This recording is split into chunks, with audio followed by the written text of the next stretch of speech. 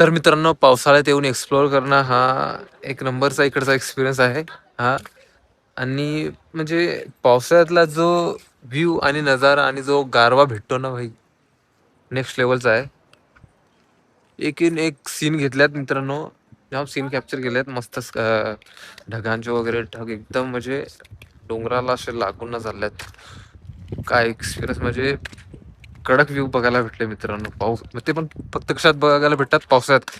हिवाळ्यात पण जास्त धुकं असल्यामुळे एवढं क्लिअर नसतं, पण पावसाळ्यात जो वेदर होतोय ना, मस्त असतोय भाई. भारी वाटलं.